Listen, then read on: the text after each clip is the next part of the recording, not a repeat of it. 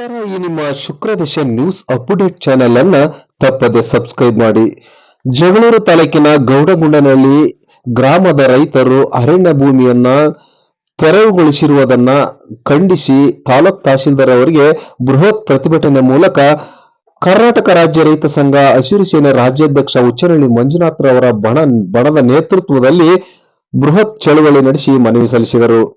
ನಮಗೆ ಗ್ರಾಮದಲ್ಲಿ ತುಂಡು ಭೂಮಿ ಇಲ್ಲ, ಭೂಮಿಯನ್ನು ನಂಬಿಕೊಂಡು ಜೀವನ ಮಾಡುತ್ತಿದ್ದೇವೆ. ಅರಣ್ಯ ಇಲಾಖೆ ಅಧಿಕಾರಿಗಳು ಈಗ ನಮ್ಮನ್ನು ಒಕ್ಕಲೆಬ್ಬಿಸಿ ಇವತ್ತು ಬೀದಿ ಪಾಲು ಮಾಡಿದ್ದಾರೆ. ಆದ್ದರಿಂದ ನಮಗೆ ಭೂಮಿಯನ್ನು ಕೊಡಿಸಿಕೊಡಿ, ಜಮೀನು ನಮಗೆ ಆಧಾರವೆಂದು ಮನವಿ ಸಲ್ಲಿಸಿ ಆಗ್ರಹಪಡಿಸಿದರು. ಈ ಸಂದರ್ಭದಲ್ಲಿ ರೈತರ ಮನವಿಯನ್ನು ಸ್ವೀಕರಿಸಿದ ಜಗಳೂರು ತಾಲೂಕ್ ತಹಶೀಲ್ದಾರ್ ಸೈಯದ್ ಕಲೀಮುಲ್ಲಾ ಅವರು ಮಾತನಾಡಿ, ಜಿಲ್ಲಾಧಿಕಾರಿಗಳ ಆದೇಶದ ಮೇರೆಗೆ ಅರಣ್ಯ ಭೂಮಿಯನ್ನು ಹದ್ದುಬಸ್ತು ಮಾಡಿ ಟ್ರಂಚ್ ಹಾಕಲಾಗಿದೆ ಎಂದು ತಿಳಿಸಿದರು. ಈ ಸಂದರ್ಭದಲ್ಲಿ ಕರ್ನಾಟಕ ರಾಜ್ಯ ರೈತ ಹಸಿರು ಸೇನೆ ಬಣದ ರಾಜ್ಯಾಧ್ಯಕ್ಷ ಉಚ್ಚನಹಳ್ಳಿ ಮಂಜುನಾಥ್, ಕಾನಕಟ್ಟೆ ತಿಪ್ಪೇಸ್ವಾಮಿ, ರಾಜು ಸೇರಿದಂತೆ ಮುಂತಾದರು ರೈತ ಸಂಘಟನೆ ಪದಾಧಿಕಾರಿಗಳು ಪಾಲ್ಗೊಂಡಿದ್ದರು.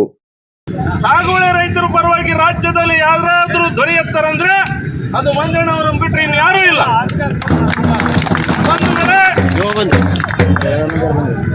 ಜಗಳೂರು ತಾಲೂಕಿನಲ್ಲಿ ಗೌಡಗೊಂಡನಹಳ್ಳಿಯಲ್ಲಿ ಹಾಗೆ ರಾಜ್ಯಾದ್ಯಂತ ಏನು ಅರಣ್ಯ ಭೂಮಿಯಲ್ಲಿ ಸಾಗುವಳಿ ಮಾಡಿಕೊಂಡು ಬಂದಿರತಕ್ಕಂಥ ರೈತರು ಏನಿದ್ದಾರೆ,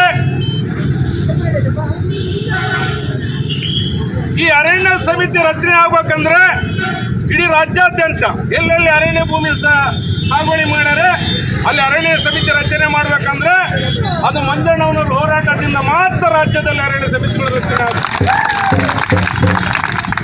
ಏನಾದರೂ ಬುಡಕಟ್ಟು ಇಲಾಖೆಯಿಂದ ಅರಣ್ಯತ್ವಕ್ಕಾದ 2600 ಆದೇಶದ ಪ್ರಕಾರ ಬುಡಕಟ್ಟು ಇಲಾಖೆಯಿಂದ ನಾವು ಅರ್ಜಿ ಸಲ್ಲಿಸಬೇಕಂದ್ರೆ ಕಾರವಾರ ಕಟ್ಕೊಂಡು ಅಕ್ಕಿ ಜನ ಅಲ್ಲಿಂದ ಕಟ್ಕೊಂಡು ಬಳ್ಳಾರಿ ಜಿಲ್ಲೆ ಕಟ್ಕೊಂಡು ವಿಜಯನಗರ ಜಿಲ್ಲೆ ಕಟ್ಕೊಂಡು ಚಿತ್ರದುರ್ಗ ಜಿಲ್ಲೆ ಕಟ್ಕೊಂಡು ದಾವಣಗೆರೆ ಜಿಲ್ಲೆಯ ತನಕ ಯಾರಾದರೂ ಅದ್ರ ಬಗ್ಗೆ ಮಾಹಿತಿ ನೀಡೇನಪ್ಪ ಅಂದ್ರೆ ರಾಜ್ಯದಲ್ಲಿ ಉಚ್ಚನಹಳ್ಳಿ ಮಂಜುನಾಥಣ್ಣವರು ಮಾತ್ರ. ಹೀಗಾಗಿ ರಾಜ್ಯ ಅರಣ್ಯ ಸಮಿತಿ ಏನು ಒಂದು ಸಮಿತಿ ರಚನೆ ಮಾಡಿದ್ರು, ಆ ಗ್ರಾಮೀಣ ಮಟ್ಟದಲ್ಲಿ ಇರ್ತಕ್ಕಂಥ ಅರಣ್ಯ ಸಮಿತಿಗೆ ಆ ಗ್ರಾಮ ಪಂಚಾಯತಿ ಸೆಕ್ರೆಟರಿನೇ ಅದಕ್ಕೆ ಸದಸ್ಯರಿರ್ತಾರೆ, ಸೆಕ್ರೆಟರಿ ಇರ್ತಾರೆ. ಅರಣ್ಯ ಅರ್ಜಿಗಳನ್ನೆಲ್ಲ ಮಂಜಣ್ಣರು ಹೇಳಿದ್ರೆ ಅವರು ಮಕ್ಕಳು ಮೊಮ್ಮಕ್ಕಳು ದೊಡ್ಡರಂತ ಬಂದಾಗ ಅಲ್ಲಿ ಭೂಮಿಗಳು ಮಾಡ್ಕೊಂಡು ಅವರೇ ಕಟ್ಕೊಂಡು ರಸ್ತೆಗಳು ಮಾಡ್ಕೊಂಡ್ರು.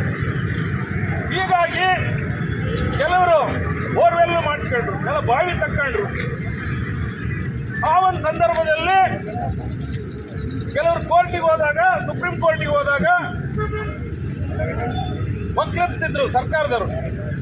ಒಕ್ಕಲಿಸೋ ಸಂದರ್ಭದಲ್ಲಿ ಸಂವಿಧಾನದಲ್ಲಿ ಏನು ಬ್ರಿಟಿಷರು ಕರ್ಕೊಂಬಂದಿದ್ರು ನೆಲೆ ನಿಂತಿರ್ತಕ್ಕಂಥವ್ರನ್ನ ಅವ್ರಿಗೆ ಯಾವ ರೀತಿ ನೀವು ಒಂದು ಮೂಲಭೂತ ಸೌಕರ್ಯಗಳು ಕಲ್ಪಿಸ್ರಿ ಅಂತ ಒಂದು ಪ್ರಶ್ನೆ ಮಾಡಿದಾಗ ಇಮಿಡಿಯೇಟ್ಲಿ ಅವ್ರು ಎಲ್ಲೆಲ್ಲಿ ವಾಸ ಆದಾರ ಅವ್ರಿಗೊಂದು ಅರಣ್ಯ ಹಕ್ಕು ಕಾಯ್ದೆ ಪ್ರಕಾರ ಶಾಲೆ, ಅವರಿಗೆ ವಾಸಲಿಕ್ಕೆ ಮನೆ, ರಸ್ತೆಗಳನ್ನ, ಕುಡಿಲಿಕ್ಕೆ ನೀರು, ಸೌಕರ್ಯಗಳನ್ನು ಕಲ್ಪಿಸಿ